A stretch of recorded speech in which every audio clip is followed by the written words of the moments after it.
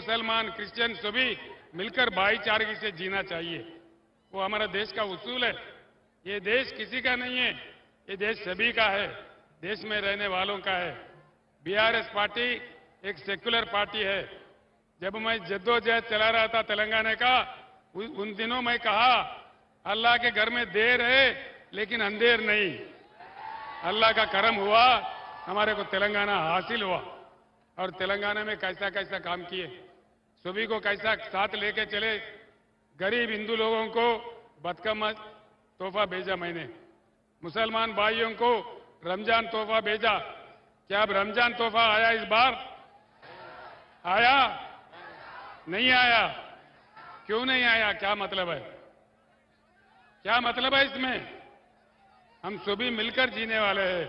इसीलिए आप कहीं गुमराह होके कांग्रेस को वोट देंगे तो खामखा बीजेपी जीत जाएगा, इसमें कोई फायदा नहीं है।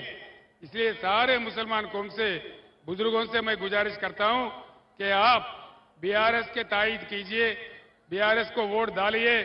तेलंगाना को जब तक केसीआर जिंदा है एक सेक्युलर स्टेट ही बरकरार रखेंगे। हम सब मिलकर जिएंगे, खुशी से जिएंगे।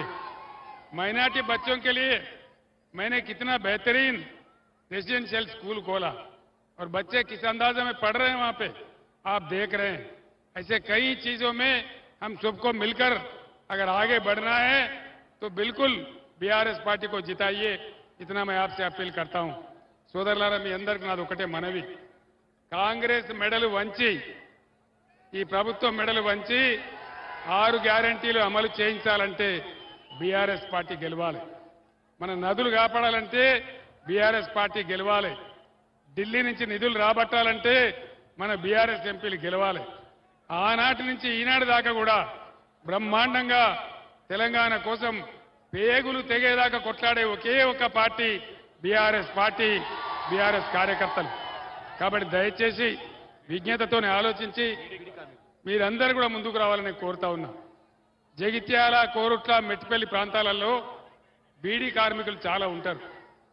ఏ ప్రభుత్వం అన్నా, కాంగ్రెస్ అన్నా, బీజేపీ అన్నా మీకేనాడన్నా ఒక రూపాయి పెన్షన్ ఇచ్చిందా? బీడీ కార్మికులను ఆదుకున్నది ఒక బీఆర్ఎస్ ప్రభుత్వం మాత్రమే. బీడీ కార్మికుల బతుకులు నిలబెట్టింది బీఆర్ఎస్ ప్రభుత్వం మాత్రమే.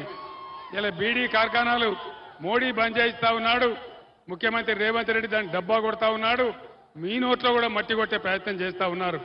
కాబట్టి బీడీ కార్మికులు కూడా విజ్ఞతతోనే ఆలోచించి ఠేకేదారులందరూ కూడా చైతన్యం తీసుకొచ్చి బీఆర్ఎస్ని గెలిపించాలి. బీఆర్ఎస్ గెలుపులోనే తెలంగాణ గెలుపున్నది, బీఆర్ఎస్ విజయంలోనే తెలంగాణ విజయం ఉన్నది. కాబట్టి దయచేసి మేధావులు, విద్యార్థులు, యువకులు అందరూ కూడా విజ్ఞతతోనే ఆలోచించి బ్రహ్మాండంగా బీఆర్ఎస్ పార్టీని గెలిపించండి. కేసీఆర్ గుండె చీల్చితే తెలంగాణ ఉంటుంది. కేసీఆర్ బతుకున్నంత వరకు తెలంగాణ కోసం అంకితమై పోరాడతాడు తప్ప నాకు వేరే లక్ష్యం లేదు.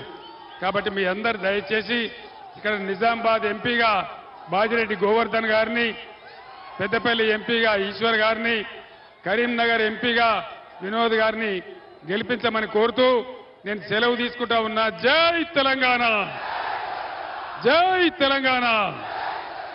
కారు గుర్తుకే, కారు గుర్తుకే జై తెలంగాణ. ధన్యవాదాలు.